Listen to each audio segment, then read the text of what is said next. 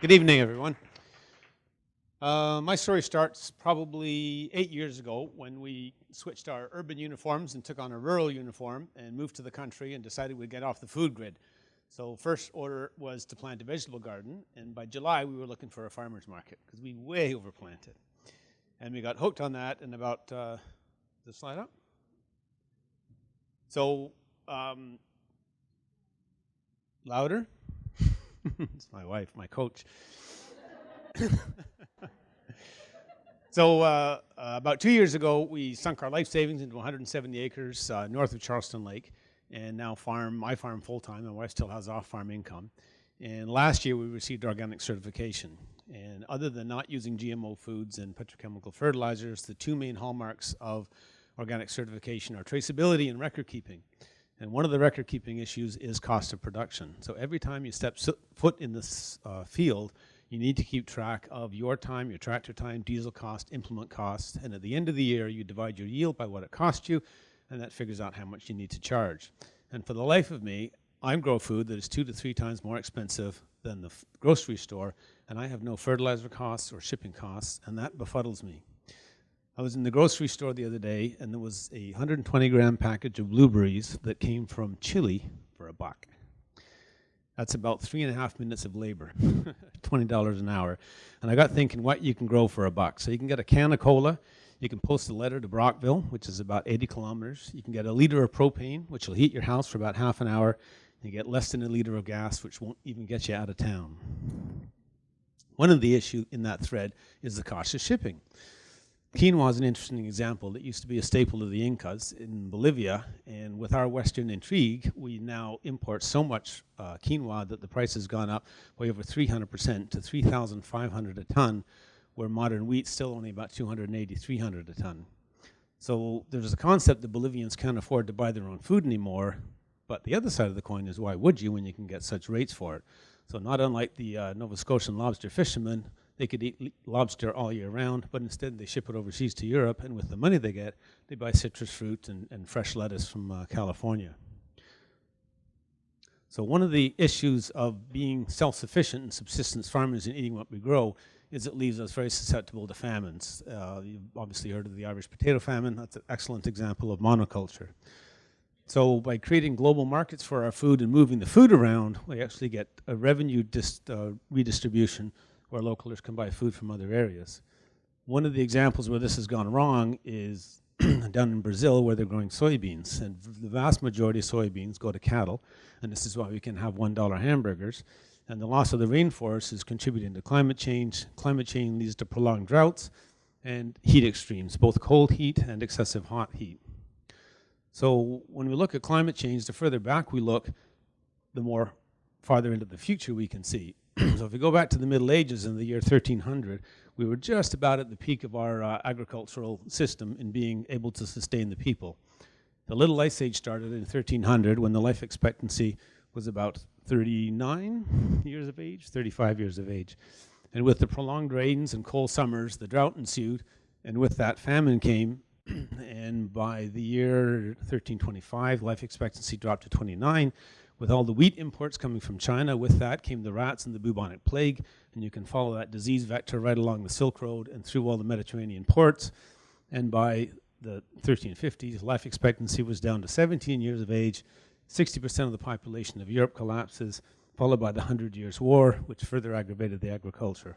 So it seems like a robust system, but it's pretty tenuous. 2010, we saw some of the biggest droughts on the planet. The Australians were calling it as the Millennium Drought, which is an event that happens once every 1,000 years.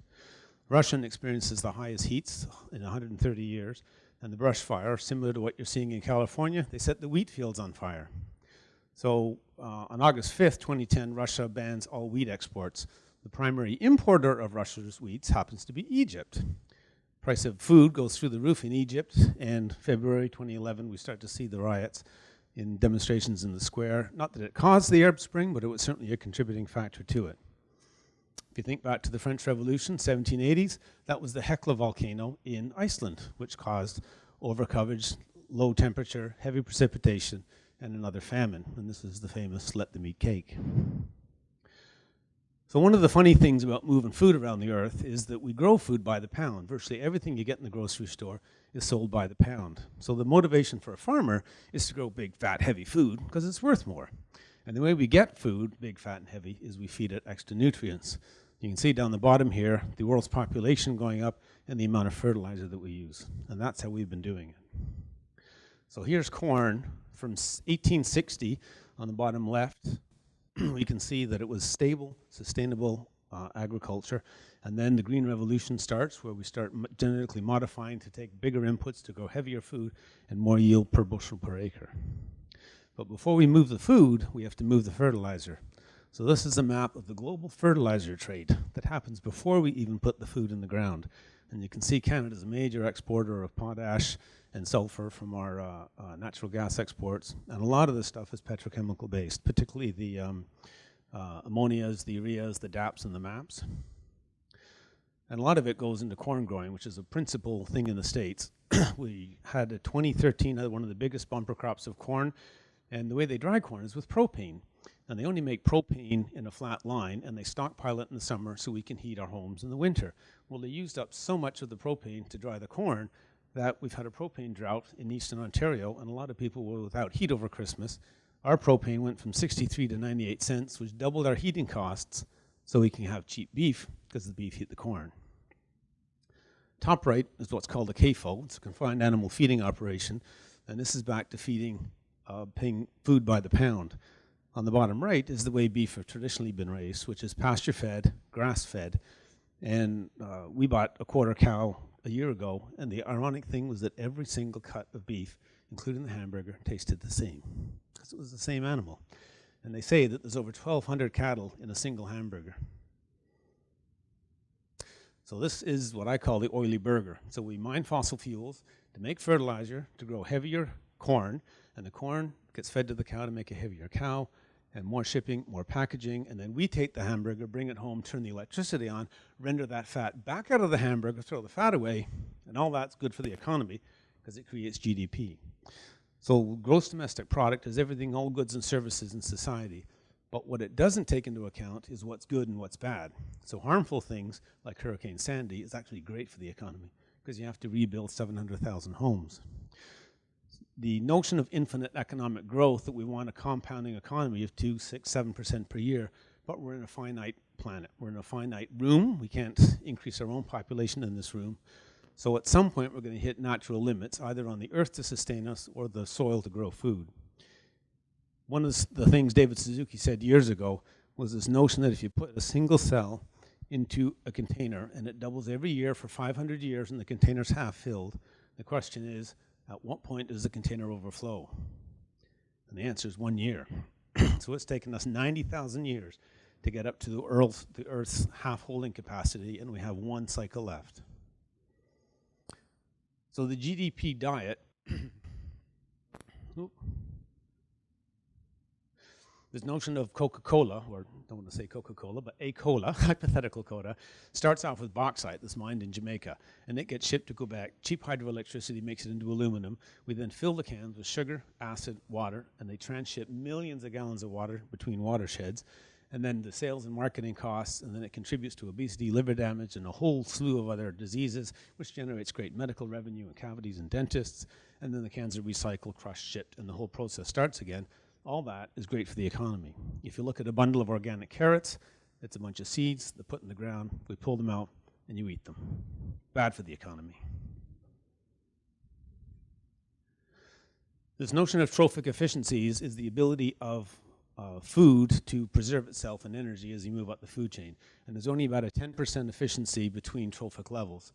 So out of all the sunlight that a plant will receive and the animal eats that plant, only 10% is preserved.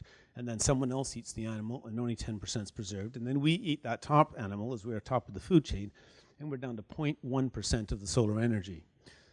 So one of the things that's allowing us to eat so well is we're actually cheating, because oil is really solar energy, right?